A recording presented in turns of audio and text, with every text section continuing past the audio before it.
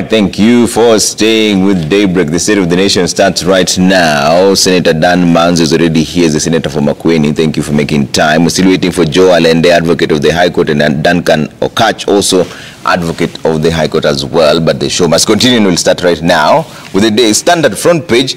Another Ruto tax law bites the dust. Country's finances in major crisis after judges declare Finance Act 2023, which the government was banking on after the fall of the 2024 Finance Bill, unconstitutional, leaving authorities with option of appeal or reverting to Uhuru's 2022 tax laws. Manzo, first of all, what does this mean for the country? You know the current law has been deleted 2024, and therefore 2020 we had gone back to 2023. Now with a further deletion by the courts of 2023, then we go back to 2022. Okay. So we have to utilize what President Uhuru left. I was in this case assisting Omutata, and in fact I'm the one who researched on public participation. It is something I've been doing for many years in Parliament due to having been a member of the delegated committee, and we have to always make sure when a minister makes delegated legislation, regulations of an act of Parliament, they have to do public participation. A lot of times public participation in Kenya has been taken for granted. We had proposed one time a public participation act which never came to fruition because Parliament elapsed. So up to today, we don't have a public participation law, but we have guidelines in the Constitution, and we have court rulings. That's what has been tried to explain what is sufficient public participation, what amounts to public participation. And therefore, what happened in this particular case, and I'm the one who pointed out to the High Court, when we went for this pleading, there was, you'll introduce, there were sections introduced on the floor of the House, major amendments in the Act. And every time you bring something new, then automatically you must take it back to the people so that the people can deliberate on it. And I find the Court of Appeal having done justice to the country so that we can all make law without impunity. So that the great numbers in the House, you don't just pass bad laws and then push them to the people. I really want to thank the Court of Appeal for having found out that there was insufficient public participation and it was unconstitutional. And therefore now we've got to go back to 2022. But what does that mean for the running of government? Because each and every year there was an appropriations bill. They plan to spend based on what they would collect. What does this then now mean for government? Well, it means we must quickly fix this. We must come up with a new finance bill. We have to do a new finance bill. And even on the 2022 one, if it provides the guidelines, it can be amended sufficiently to run the government for a few days. Unfortunately, even if you have these finance acts, Kenyans collect a lot of taxes. There is misuse of, public funds every year. There's a lot of seepage. Money is highly wasted. So I don't see the country losing much as it is trying to fix this. Because, every financial year, like the whole of June is usually wasted. July, wasted. There's not much government activity going on with government financing. Then August, things start picking again in September. A little action in October, and then by December, January, things begin going down again as you prepare for another cycle, financial cycle, and by June again the budget is read. So I think it's a high time now. Treasury became very serious and provided guidelines. Parliament can still come up with something unshadily to be able to sustain the projects which have been going on. Yeah, because that was my next concern. What about the contractual commitments that have already been gotten in? Unfortunately, we have a lot of pending bills. They have not been paid over the years. Businessmen who have worked for the country have suffered a great deal. And that's why we need to urgently, the National Assembly need to urgently fix this.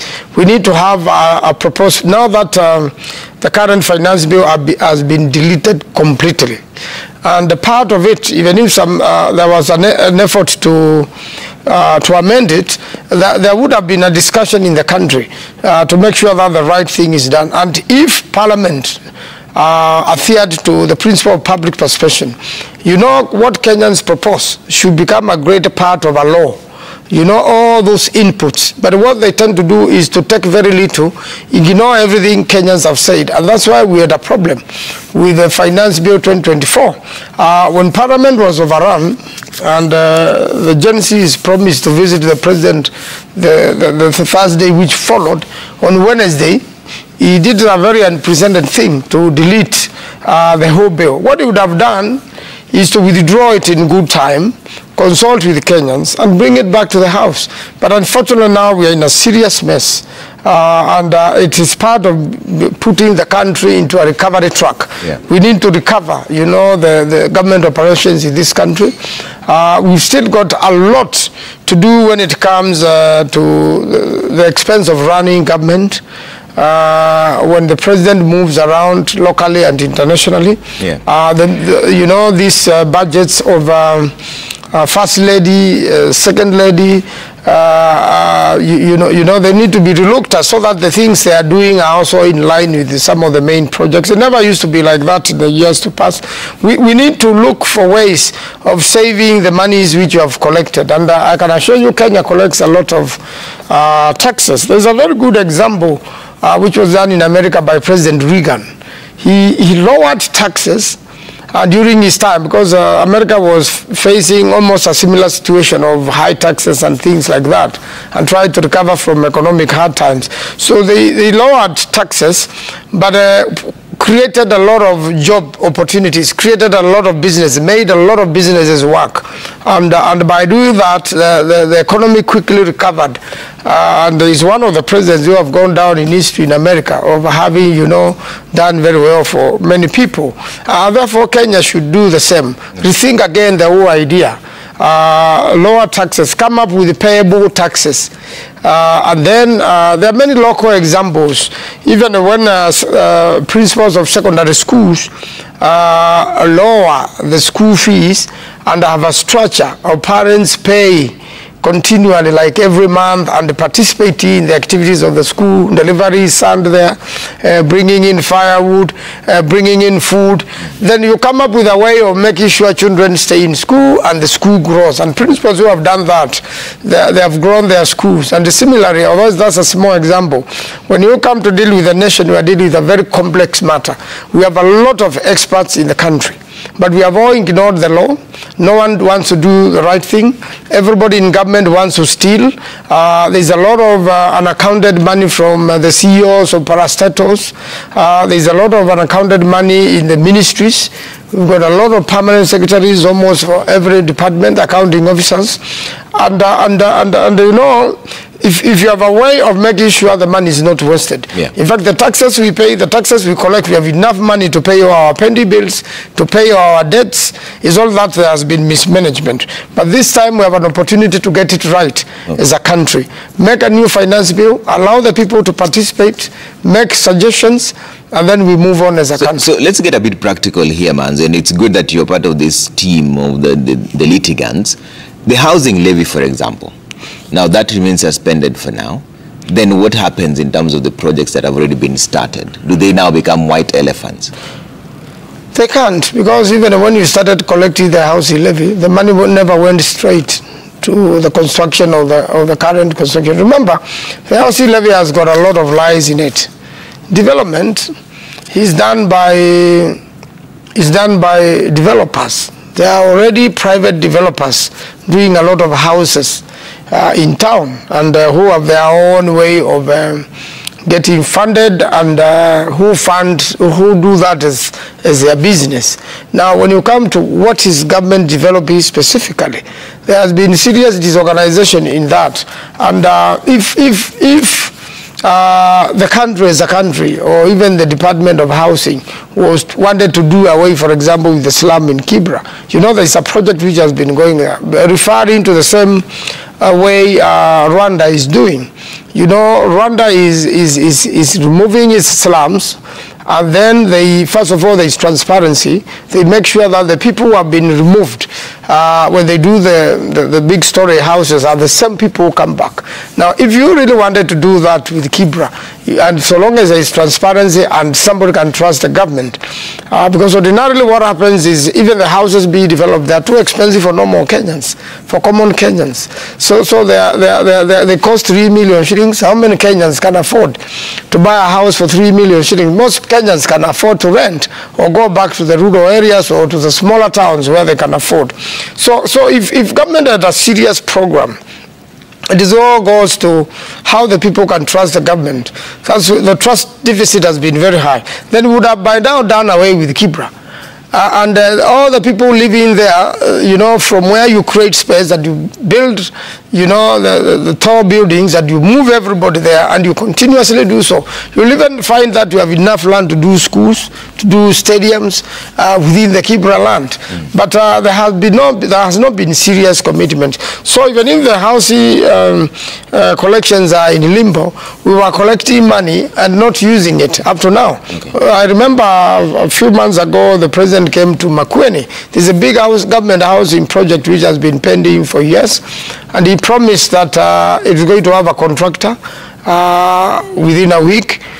He promised that the contractor will be back and work will be going on. But now it is months.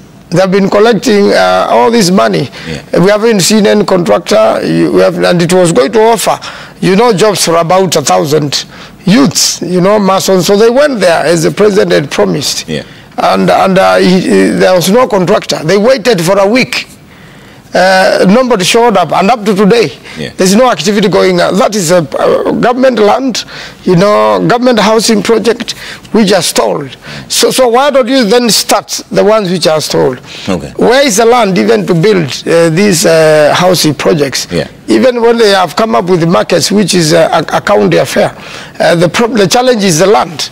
And you know, under Land Acquisition Act, you know, you must first compensate the owner of the land, then do government project. But what they are doing is to plead with those people, and I can assure them they will never be paid by government. Okay. Not this one. I have to take a quick break here, but are you concerned about the precedence that this sets then? Because I had Kimani Ichung'wah asking on the floor of the House, that does that then mean that all the other laws are now null and void? Because if the issue here, if it's centered on public participation, does it mean that all the others went through the right public participation? Public participation came in when the new constitution kicked in. I've been in Parliament for 12 years now. I can assure you there are very many illegal laws which have been passed by the so-called, when you just make a majority. There are very many laws whereby the public participation is just a sham, but we have used, you know, the power of the thumb. That attitude Kimani Ichung'wah has is to rule people by force. Unfortunately, is unconstitutional. You can't. Kimani Ichung'wah is not the law. And for a long time, the leaders of majority have pretended to be the law, and whatever they have said in Parliament has become law. If you check out those laws, they are opposed. But finally, it is the number of people who vote. In fact, there is a danger of coming up now that we have a broad-based government. Already they had a supermajority, you know, the current government had supermajority, and now has been joined by, you know, more people persuaded to vote for the government and without much opposition. We are like a one-party system, and it ends up becoming a broad-based dictatorship. So Kimani Ichung'wah is proposing a dictatorship in the House. He must be corrected by the courts. Every time you remember we had security laws one time, which largely the courts deleted as unconstitutional. And they were using that method of Ichung'wah, of coming to the House, you rally the vote, and you vote for the wrong things. Even where debates are not as supposed to be. You know, you have to debate the acts of Parliament, the bills, thoroughly, so that even at the third reading, members are allowed to propose amendments. And I want to congratulate the Honorable Millie Odhiambo. She's been very vigilant all the years. For any bad law, she must oppose it, even if we are going to lose on the floor of the House. Okay. So a lot of times minorities lose on the floor of the House, or the opposition loses on the floor of the House, but a bad law is made. The only other savior of the people are the courts. And I'm happy the courts have to come out firm. And these are, you know, when we are doing this sort of thing, Kimani Ichung'wah must know that Parliament was represented by very senior lawyers. They did their argument, and then we also had lawyers.